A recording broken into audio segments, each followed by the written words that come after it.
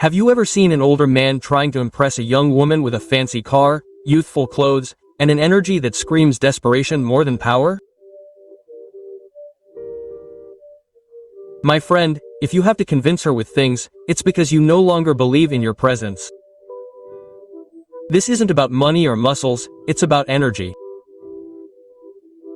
Because entering the playing field with the wrong rules is like trying to catch a wolf with catnip. It doesn't just work, you're going to be left alone and confused. Now listen to this. The wise man doesn't submit to events, he dominates them. Epictetus said it. And every time you change who you are to please someone, you're giving up that dominion. Today we're going to talk about the most common, most silent, and most destructive mistakes older men make with younger women. But not just to point them out, but so that you can turn them into power. Before we begin, if this video gave you value, don't forget to subscribe and turn on notifications and join those who don't give up or disguise themselves.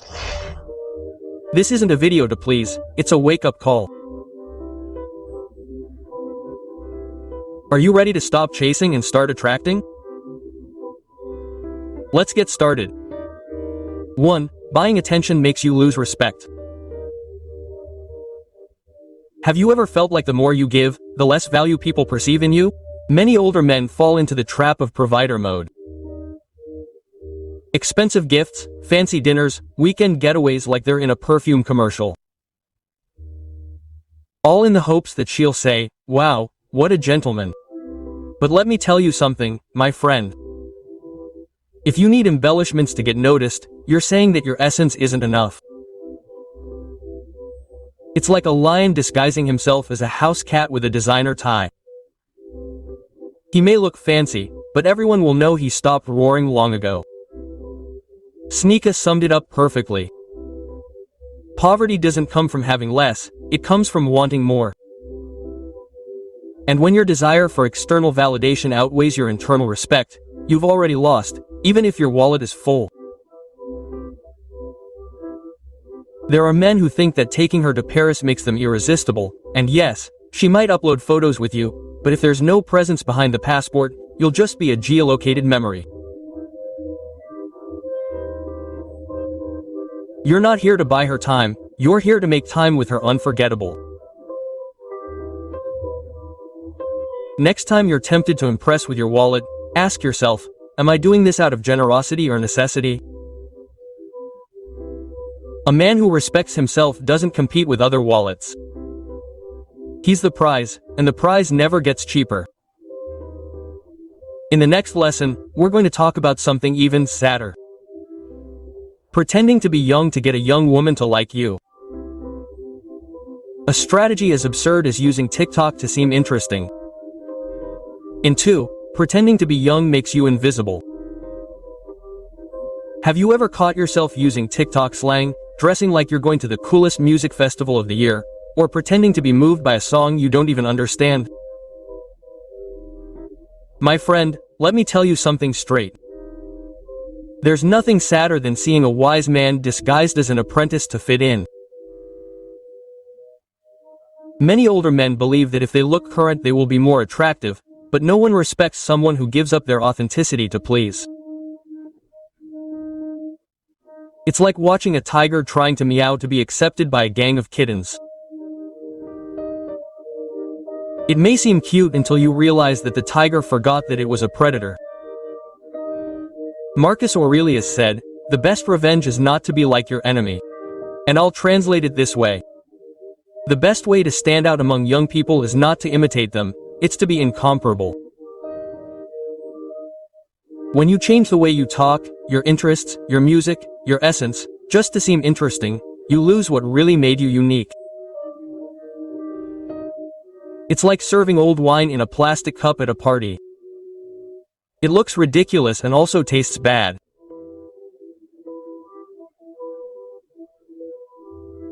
Next time you feel the need to look younger, ask yourself, am I hiding my experience or showing it with pride?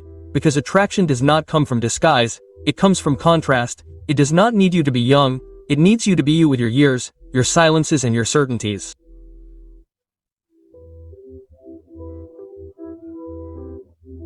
Your age is not a suitcase you carry around, it's the throne you're supposed to be sitting on. Now that you understand that, prepare yourself for another, even more common mistake, asking for validation. Because if you're not sure who you are, why would you expect her to be? Number 3, asking for validation makes you small. Have you ever felt that urge to ask her if she likes you, if you're her size, if she thinks about you, if she wants something serious, just to reassure yourself? Let me be blunt with you. Every time you need to know if you're doing something right, you're giving away your power. You're revealing that you don't trust your own worth, and it shows. It's like wearing insecurity cologne. You can't see it, but it's scary. When you seek validation, you're not asking, you're begging with grace. And a young woman seeking strength doesn't want to be your emotional thermometer. Epictetus said it clearly. It's not what happens to you, but how you react that matters. If she distances herself, takes her time to respond, or changes her tone, you run to ask for explanations. You're not acting like a man. You're begging for stability. It's like you're walking around with a sign on your forehead that says, "Please validate me before I fall apart." And there are men who need likes as much as oxygen.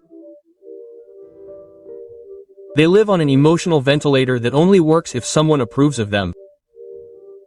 The sad thing is that it never occurs to them to breathe from within. So the next time you feel the need to ask if you're okay, shut up, take a breath, look in the mirror and remind yourself who you are. Because the man who respects himself doesn't ask if he measures up. He stands at his height and sees who dares to rise.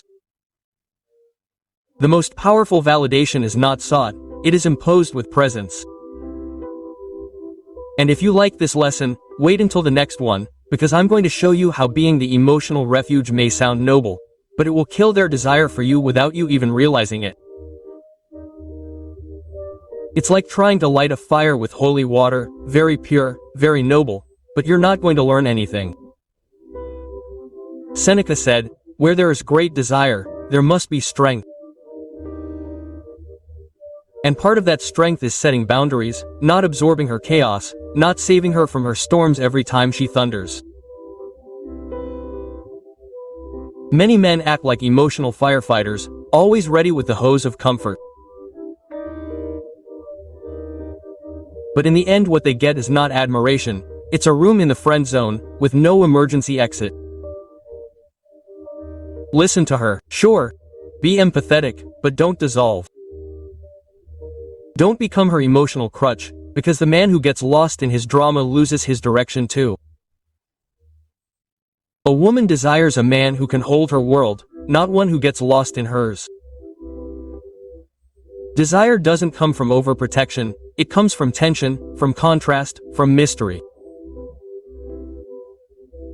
So the next time you become her shoulder, ask yourself, is this containment or is it self-sabotage with good intentions? Because the man who doesn't kneel emotionally is the one who leaves the deepest mark. And if this moved you, wait until what comes next, because in the next lesson you're going to discover how opening your wounds too soon doesn't create connection, only discomfort. 5. Showing your wounds too soon scares away desire. Have you ever been on a date and felt the need to tell her everything? Your fears, your traumas, what your ex did to you, what you suffered as a child, hoping that it would generate a deep connection? My friend, that is not connection, it is premature confession. And confession without context does not build intimacy, it builds discomfort. It is as if you invited her to your house and the first thing you did was show her the basement full of boxes, cobwebs and broken things. She may want to see that space someday, but not after the first coffee. Marcus Aurelius said it better than anyone. Peace of mind comes when you stop talking about what hurts you. You are not here to expose yourself emotionally to just anyone. First, you build respect. Then, if there is fertile ground, you can plant truth. Many men confuse vulnerability with urgency, and what they project is not bravery, it is anxiety disguised as sincerity. If she still doesn't admire you, she's not going to hold your shadows, she'll just think, why is this guy telling me this? A strong man doesn't hide his pain, but he doesn't hand it out like pamphlets either. He keeps it, processes it, and shares it once there's a bond that can sustain it. So the next time you feel like pouring your heart out on the second date, take a breath. You're not lying if you don't tell her everything. You're respecting your own boundaries. First you create impact, then you create depth, not the other way around. And if this made you uncomfortable, it's because something inside you needed to hear it. Because here comes an even more painful truth. Always being available, responding immediately, dropping everything for her. It may seem romantic, but it's a fast track to becoming invisible. Number 6, always being available makes you invisible. Have you ever canceled plans? Left your friends on scene or paused your own projects just to answer her text?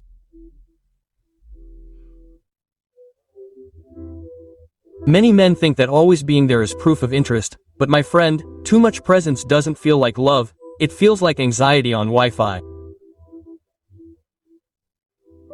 You reply in a second, jumping in with an all good. When he doesn't reply, you send a good morning meme like you're his enthusiastic aunt.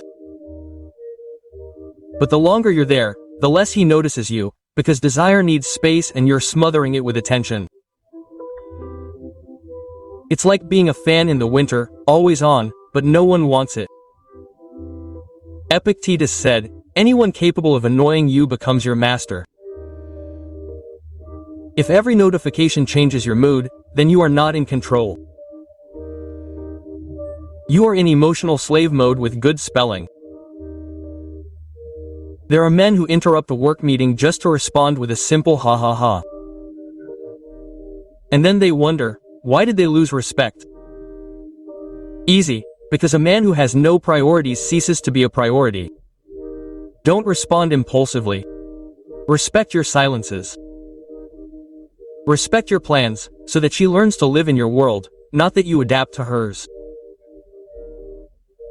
The man with direction is not the one who always responds, he is the one who does not need to respond to be remembered.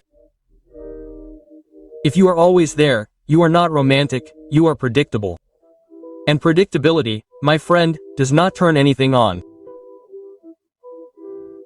And if this stirred you, get ready, because in the next lesson you will understand why competing with young men is a battle that you have already lost from the moment you entered the ring. 7. Comparing yourself to young men is giving up without a fight. You have looked in the mirror, wondering if she would prefer someone with less gray hair, more abs, or more followers on social media. Many older men fall into that silent trap, comparison. They wonder if they have the same energy, the same appeal, or the same spark as 25-year-olds, but what they don't understand is that by comparing yourself, you've already lost, because no one desires someone who doubts themselves. It's like a vintage wine getting jealous of an energy drink. It's not only ridiculous, it's sad, they don't compete, they're in a different category. Marco Aurelio said it clearly. How much time does someone who doesn't care about what others do, say, or think gain? The woman who chooses you doesn't do it because you're young, she does it because you give her something that a young man can't.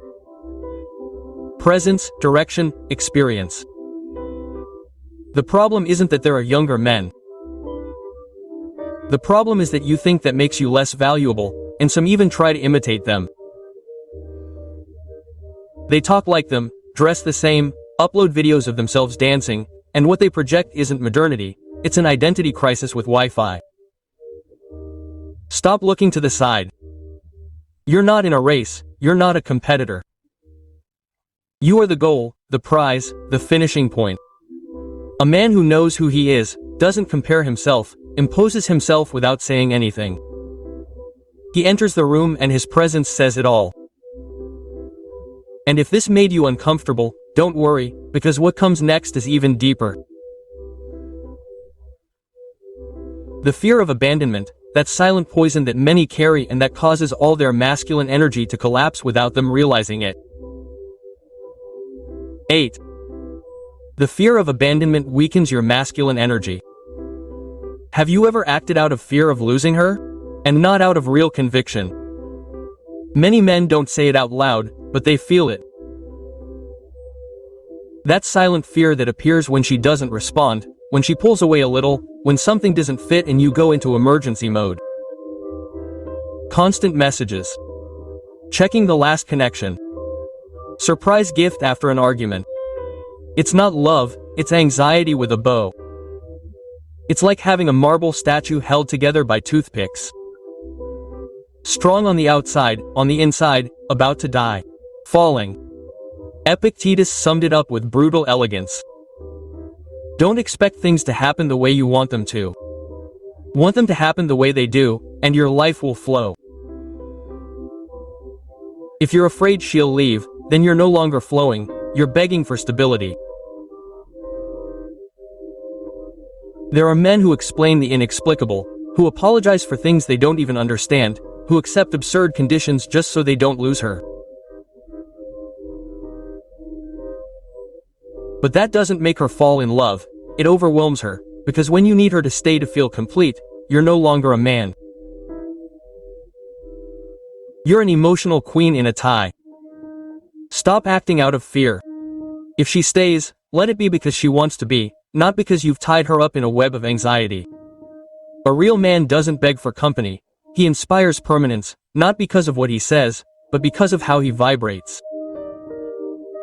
And if some part of you felt touched by this, all the better. It means there's something inside begging for strength, because now comes a mistake as subtle as it is destructive. Apologizing for your age, justifying your years, as if wisdom were measured in wrinkles. Brace yourself because what follows will completely redefine the way you see yourself. Number 9. Apologizing for your age is giving away your power. You once said, "I know I'm old, but only so you won't be judged." Quote. Many older men enter relationships with the brakes on.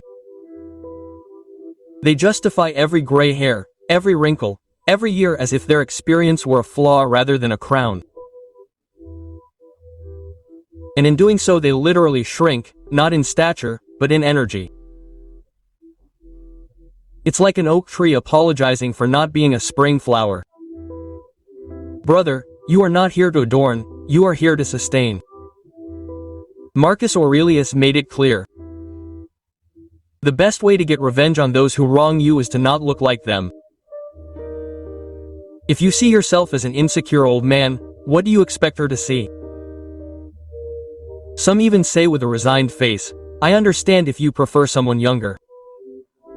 Do you know what that screams? I also believe that I am not enough. Stop negotiating on your age. You are not on sale. Every year of yours is proof that you survived, learned, and are still standing. Start speaking with your stance, not with excuses. Wear your age like someone who carries a sword. Not like someone who hides a flaw, because age does not make you less of a man, it makes you less manipulable, less naive, less volatile. And if you know how to sustain it with presence, it makes you more magnetic than any directionless youth. Respect is born when you respect yourself first, and that includes accepting the path you have taken without bowing your head. And now get ready because what comes next is not noticeable at first, but it is one of the most destructive mistakes you can make, giving up emotional leadership in the relationship. That, my friend, erases all your masculine energy. I will explain it to you now. Conclusion, your age does not make you worthless. It reminds you of how much you have lived, learned, and endured. Everything we talked about today, validation, comparison, fear, giving up leadership, are not flaws, they are starting points. And if you are here, it is because there is something in you that already wants to transform. Each mistake pointed out is an opportunity to reconnect with your center. Because when you stop acting from fear, you start moving from power. I want to know what part of this video hit you the hardest. What was that phrase that made you say this is me? Leave it to me in the comments with the fire emoji. If this video gave you clarity, I invite you to subscribe, turn on notifications, and join this community of awakened men. And if you want to go deeper, check out this other episode where I talk about how to build respect without having to say a single word. Remember, dominance is not acted out, it is embodied. Yeah.